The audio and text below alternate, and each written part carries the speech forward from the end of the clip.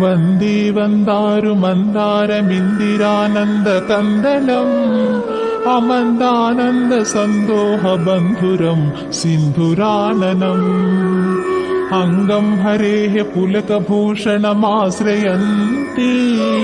मृङ्गाङ्गनेव मुकुलाभरणं तमालम् अङ्गीकृताखिल विभूतिरपाङ्गलीला माङ्गल्यदास्तु मम मङ्गलदेवतायाः मुग्धा मुहिर्विदधति वदने मुरारेः प्रेमत्रपा प्रणहितानि गतागतानि मालादृशोर्मधुकरीव महोत्पलेया सा मे श्रियं दिशतु सागरसन्भवायाः विश्वामरेन्द्रपदविभ्रमदानदक्षा मानन्दहेतुरधिकं मुरविद्विषोऽपि ईशन्निषीदतु मयि क्षणमीक्षणार्धम् इन्दीवरोदर सहोदर मिन्दिरायाः अमीलिताक्षमधिगम्य मुदा मुकुन्दा मानन्दकन्दमनिमेषमनङ्गतन्त्रम् आकेकरस्थितकनीनीकपद्मनेत्रम् भूत्यै भवेन्मम भुजङ्गसेयाङ्गनायाः कालान्भुताळि ललितोरसि कैटभारे धाराधरे स्फुरति या तटिदङ्गनेवा मातः समस्तजगतां महनीयमूर्तिर्भद्राणि मे दिशतु भार्गवनन्दनायाः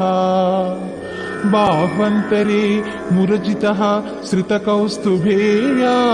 हारावळीव हरिनीलमयी विभाति कामप्रदा भगवतोऽपि कटाक्षमाला कल्याणमावहतु मे कमलालयायाः प्राप्तं पदं प्रथमतः खलु यत्प्रभावात् माङ्गल्यभाजि मधुमाधिनि मन्मथेन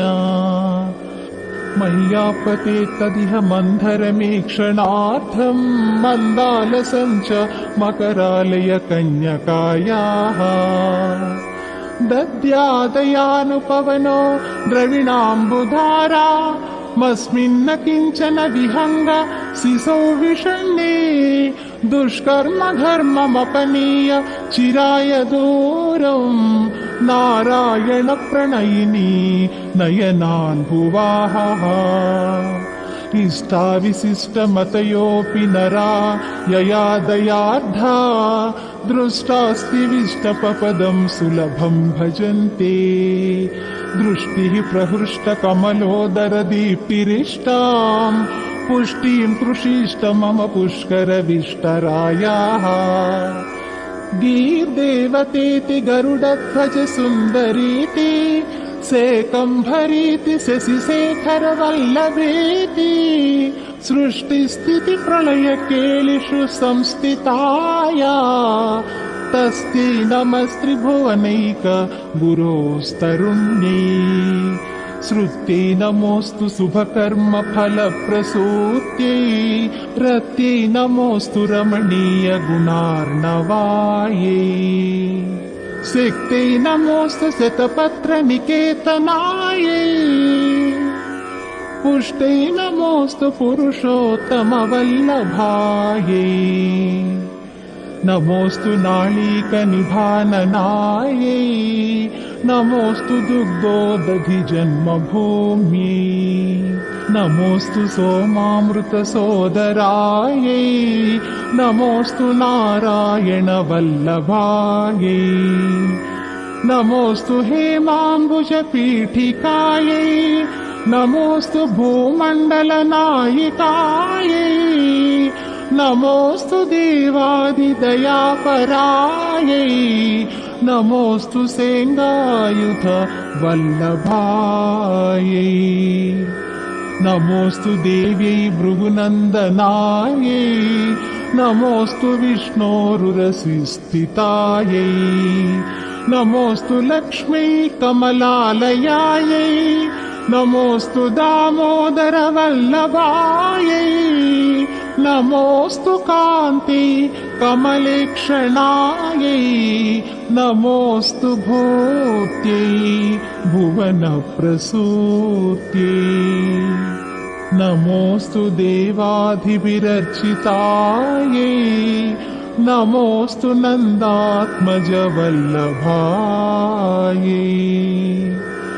सम्पत्कराणि सकलेन्द्रियनन्दनानि साम्राज्यदाननिरतानि सरोरुहाक्षी त्वद्वन्दनानि दुरिता हरणोद्यतानि मामेव मातरनिशं कलयन्तु मान्ये यत्कटाक्षसमुपासना विधिः सेवकस्य सकलार्थसम्पदः सन्तनोति वचनाङ्गमानसैस्त्वां मुरारी हृदयेश्वरीं भजे सरसिजनयने सरोजहस्ते धवलतरासुकगन्धमाल्यशोभे भगवती हरिवल्लभे मनोज्ञे त्रिभुवनभूतिकरी प्रसीद मह्यम् दिग्धस्थितिभिः कनककुम्भमुखावसृष्टा स्वर्वाहिनी विमलचारुजलप्लुताङ्गी प्रातर्नमामि जगतां जननीमशेषा लोकाधिनाथ गृहिणी ममृताब्धिपुत्री कमले कमलाक्ष वल्लभे त्वं करुणापूरतरङ्गितैरपाङ्गैः अवलोकय मामकिञ्चनानां प्रथमं पात्रमकृत्रिमं दयायाः बिल्वाटवी मध्यलसः सरोजे सहस्रपत्रे सुखसन्निविष्टाम् अष्टां पदान् भोरुह पाणिपद्मां सुवर्णवर्णां प्रणमामि लक्ष्मी कमलासनपाणिना ललाटे लिखिता मक्षरपङ्क्तिमस्य जन्तोः परिमार्जय मातरङ्घ्रिणा ते धनिकद्वारनिवास दुःखदोग्रीम् अम्भोरुहं जन्मगृहं भवत्याः वक्षस्थलं भद्रगृहं मुरारेः कारुण्यतः कल्पय पद्मवासे लीलागृहं मे हृदयारविन्दम् स्तुवन्ति ये स्तुतिभिः रमाभिरन्वहम् त्रयीमयीं त्रिभुवनमातरं रमाम् गुणाधिका गुरुतर भाग्यभाजिनो भवन्ति ते भुवि बुधभाविताशयाः कनकधारास्तवं यश्शङ्कराचार्य निर्मितम् त्रिसन्ध्यं पठे नित्यं स कुबेर समो भवेत्।